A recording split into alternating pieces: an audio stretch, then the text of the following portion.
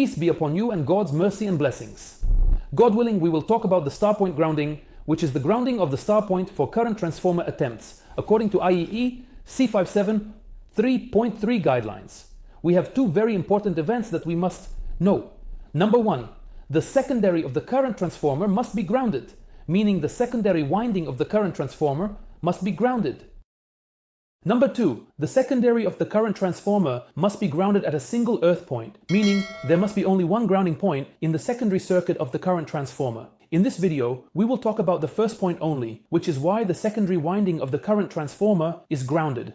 Firstly, from a safety perspective, it is considered a protection for the people dealing with the circuits of the city and protection for the equipment connected to the secondary circuits of the city, whether they are protection devices or metering devices, safety, circuit breaker, protection or metering devices. Secondly, in the case of wire loss or an open circuit in the secondary side, a transient overvoltage will occur on the three phases. However, when I have a grounded neutral, I maintain the neutral quality at zero.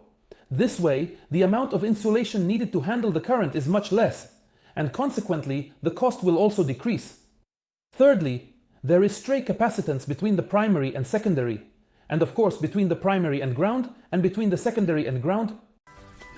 This will lead to the presence of electrostatic charges, which is safer for people working on the CT rotor. Additionally, it can result in induced voltage from the primary to the secondary, which means high voltage that could damage the equipment when connected to the CT secondary circuits.